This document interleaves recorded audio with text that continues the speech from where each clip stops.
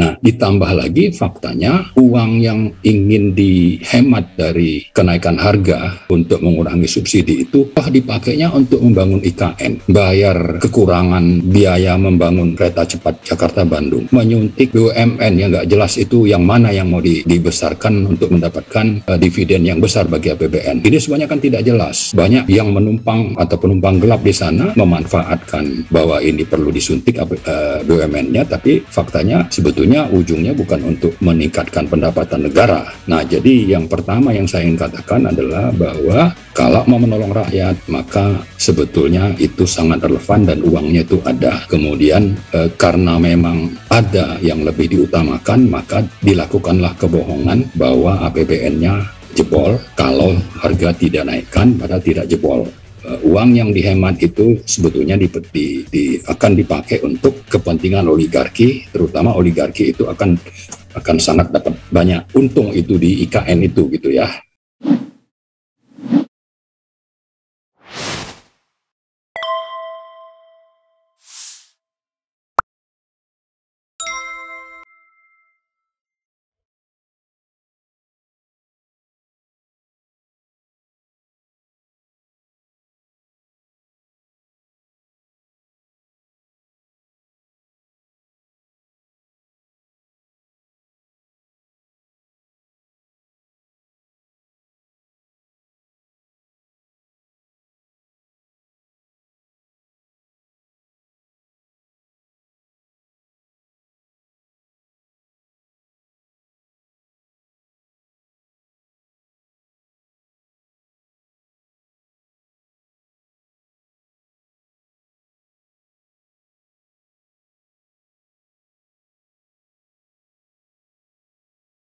Ya, baik, terima kasih. Assalamualaikum warahmatullahi wabarakatuh. Waalaikumsalam warahmatullahi wabarakatuh. Alhamdulillahirrahmanirrahim. Assalatu wassalamu ala asyrofil anbiya'i wal mursalin wa ala alihi wa sahbihi ajmain. Kita di Zoom ini hanya bersepuluh orang ya. Yang lihat banyak Bang, di Refli Harun sudah ratusan orang. Ya, maksud saya itu di YouTube. Saya ingin menyapa dulu nih, ada Pak Kurtubi, ada Mas Rizal Taufikir Rahman, ada Pak Said, lalu ada Pak Ishak ini dari UI Watch, Irfan Ismail, dan Muhazzam Fadli. Nah, tentu saja Mas Slamet. Terima kasih bisa sharing di sini. Kalau bicara orang di bawah lah ya, atau kita sebut layman gitu, sebetulnya kalau mau menolong rakyat yang sedang kesusahan, APBN toh tidak jebol. Tadi Pak Said dan Pak Mas Taufik atau Pak Kurtubi juga sudah menyebut windfall profit tax terutama, atau juga income ya dari batu bara yang biasa dijual di bawah $100 itu sekarang kan sudah di atas $400. Jadi kemarin saya lirik itu di Newcastle itu harga $417 per ton. Jadi uang yang didapat pemerintah itu untuk semester 1 lebih dari 100 triliun. Jadi kalau kuota bertambah, misalnya solar itu naik dari 24 juta kiloliter menjadi 29 atau 28, kemudian itu Pertalite ya, 24 menjadi 28, terus solar itu 14 jadi 18 atau 17 juta kiloliter, maka sebetulnya tidak relevan juga untuk mengatakan APBN-nya jebol karena ada windfall profit tax atau windfall income dari harga komoditas yang naik. Nah, kalau ditambah dengan kesusahan rakyat akibat COVID, lalu harga pangan naik, maka sebetulnya sudah sangat relevan untuk tidak menaikkan harga BBM itu. Toh APBN-nya tidak jebol, lalu rakyatnya itu bisa tertolong. Nah, ditambah lagi faktanya uang yang ingin dihemat dari kenaikan harga untuk mengurangi subsidi itu toh dipakainya untuk membangun IKN, bayar kekurangan biaya membangun kereta cepat Jakarta-Bandung, menyuntik BUMN yang nggak jelas itu yang mana yang mau dibesarkan untuk mendapatkan dividen yang besar bagi APBN. Ini semuanya kan tidak jelas. Banyak yang menumpang atau penumpang gelap di sana memanfaatkan bahwa ini perlu disuntik BUMN-nya, tapi faktanya sebetulnya ujungnya bukan untuk meningkatkan pendapatan negara. Nah, jadi yang pertama yang saya ingin katakan adalah bahwa kalau mau menolong rakyat, maka sebetulnya itu sangat relevan dan uangnya itu ada. Kemudian karena memang ada yang lebih diutamakan, maka dilakukanlah kebohongan bahwa APBN-nya jebol kalau harga tidak naikkan, padahal tidak jebol.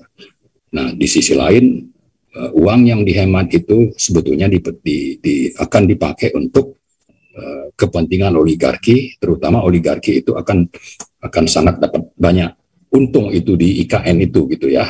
Termasuk juga sebetulnya di proyek yang tidak prioritas dan katanya lebih dari setengah abad itu yang namanya KA Jakarta Bandung KA cepat itu toh belum balik modal gitu.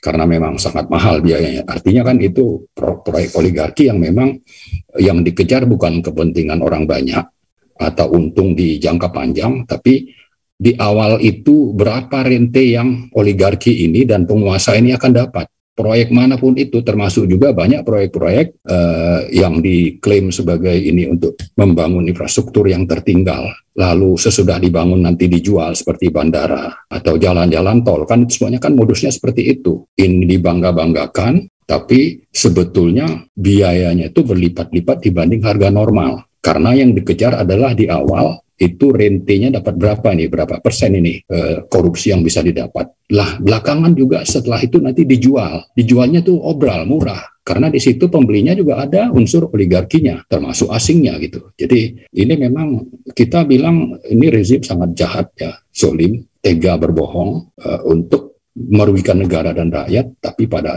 saat yang bersamaan mereka menikmati untung yang sangat besar. Nah, itu hal yang pertama. Jadi kita bicara soal basic kebutuhan rakyat, mereka sedang banyak mengalami kesusahan, harga naik, hidup susah, tapi malah ditambah lagi dengan kenaikan BBM itu.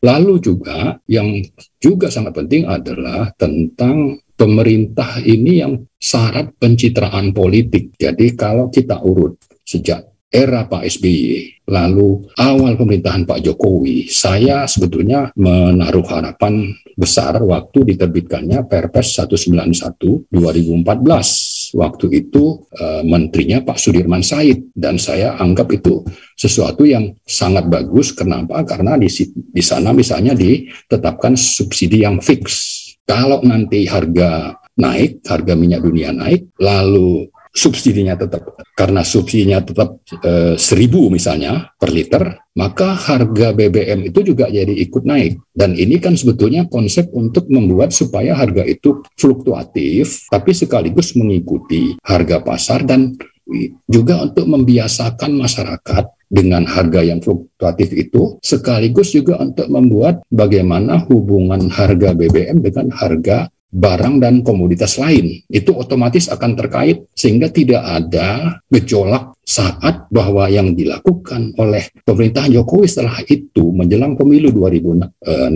atau 17 justru melanggar aturan yang sudah baik dibuat itu. Jadi ditahan harga sampai setelah pemilu dan ini terakumulasi sehingga tidak bisa lagi membuat bahwa ini otomatis hubungannya dengan harga barang dan jasa lain itu terkonek secara linear. Yang ada ya seperti sekarang ini, Luhut misalnya baru mengumumkan saja belum naik BBM itu, harga barang sudah naik. Nah, setelah diumumkan naik lagi. Tapi kenapa sampai harga barang dan jasa itu mengikuti menjadi harga perubahannya sangat besar? Karena tadi ini ditahan, tidak otomatis modus penaikan harga BBM itu sesuai dengan konsep yang awalnya diterapkan di Perpres 19 tadi. Kenapa tidak diterapkan? Karena masalah pencitraan. Malah kalau kita ingat ya, Pertamax itu kan sudah biasa berubah setiap bulan.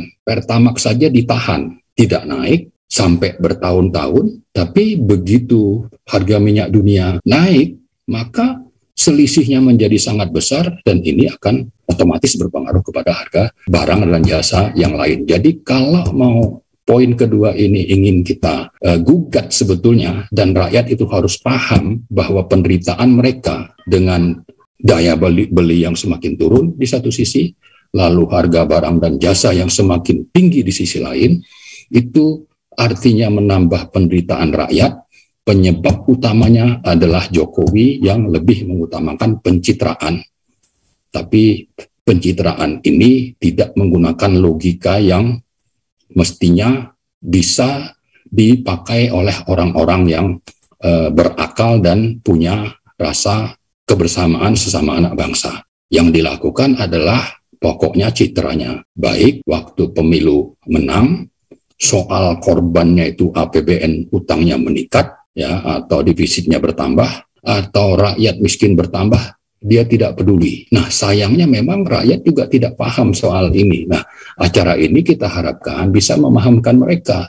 Jangan mereka puas dengan adanya BLT. Ini kan cuma permen yang akan mereka menikmati mungkin sekitar 3-4 bulan. Setelah itu kan harga terutama barang dan jasa yang lain itu kan sudah naik. Nah, tapi karena mereka tidak tahu nih siapa yang terutama melakukan kezoliman, ya bisa saja nanti mereka malah juga akan memilih si pembuat kezoliman itu untuk menduduki jabatan periode ketiga misalnya. Ya kan ini kan bermasalah. Padahal saya kira sistem harga yang sudah bagus tadi di awal, ini salah satu penyebab utama yang membuat kita mengalami hal yang sangat merugikan rakyat ini. Nah, kemudian yang ketiga, kita baca di media ya, itu bulan lalu Sri Mulyani mengatakan bahwa untuk solar itu yang menikmati dunia usaha itu 89%. Dunia usaha. Dia menyebutnya dunia usaha itu 89%. Lalu rumah tangga itu 11%. Nah, ternyata dari rumah tangga itu sendiri yang mampu 95%, yang tidak mampu hanya 5%. Jadi artinya kalau 5 kali 11, yang tidak mampu itu hanya 0,55%.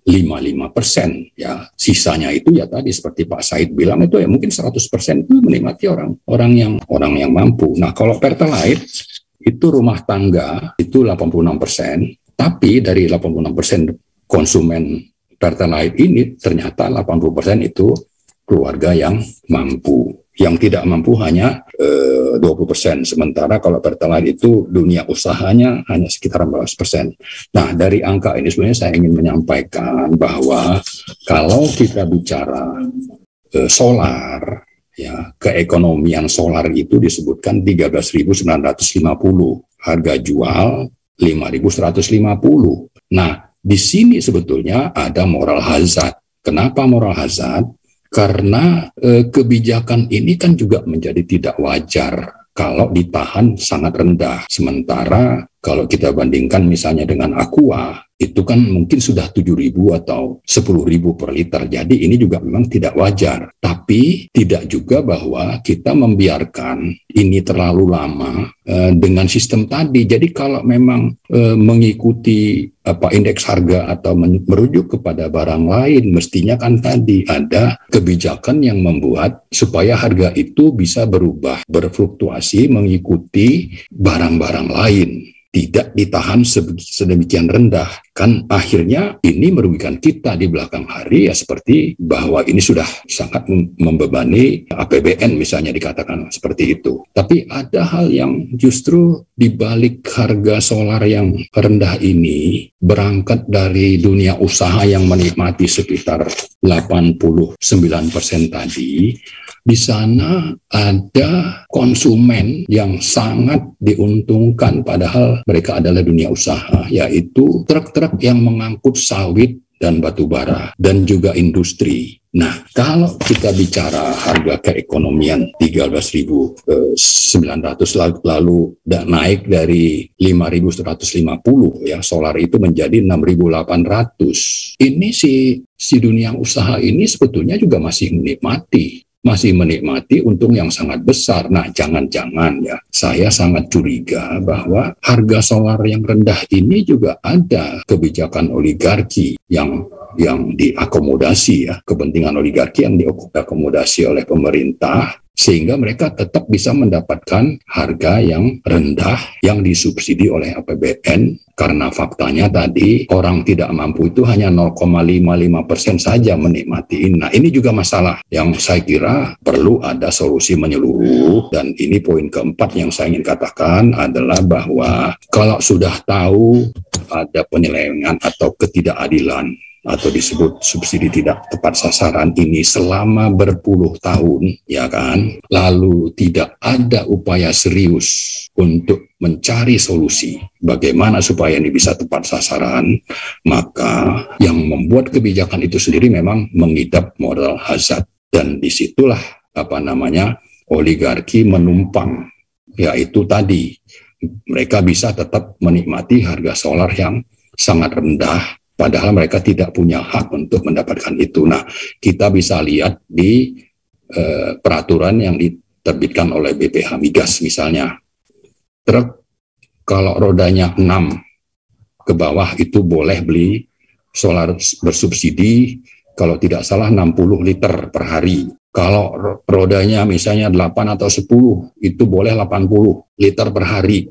Tanpa kejelasan bahwa ini truk apa. Dan aturan ini sebetulnya sengaja dibuat, yang sudah banyak dikomplain itu tidak diperbaiki. Padahal kita tahu ini sebetulnya dipakai untuk dunia usaha seperti sawit atau tambang batu bara untuk mengangkut produk-produk mereka. Jadi saya kira kembali tadi ke kebijakan itu, bahwa ini memang kebijakan yang memang pada dasarnya bermasalah, dan pemerintah sampai sekarang itu tidak berupaya bagaimana supaya aturan yang bernuansa dan syarat kepentingan moral hazard ini tidak ada niat untuk diperbaiki. Nah, dengan misalnya Pertamina meluncurkan program atau aplikasi My Pertamina, itu kan sebetulnya harusnya itu diperkuat, disempurnakan supaya yang tidak tepat sasaran itu bisa dihindari atau minimal dikurangi lah, dibanding seperti sekarang puluhan triliun dipakai disiapkan di APBN sebagai subsidi, tapi yang menikmati itu adalah dunia usaha, dan itu lebih banyak oligarki, dan oligarki ini sangat berperan untuk membuat kebijakan, dan DPR juga tidak peduli karena menurut survei lebih dari 52% itu yang ada di DPR itu adalah pengusaha misalnya. Nah, jadi ini saya kira hal-hal yang kita perlu suarakan pada prinsipnya.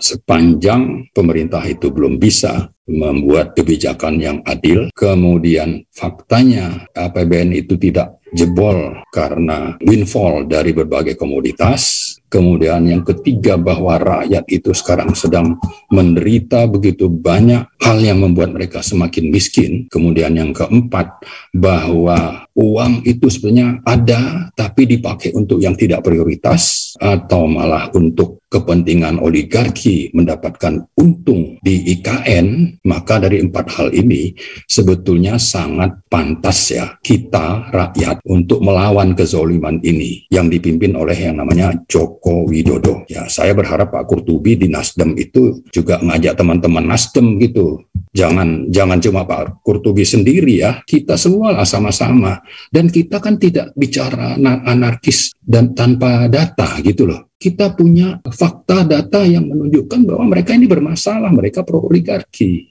Itu. Nah, yang terakhir saya ingin menyuarakan bahwa faktor transparansi dalam hal pembelian minyak mentah dan BBM sampai sekarang itu tidak jelas.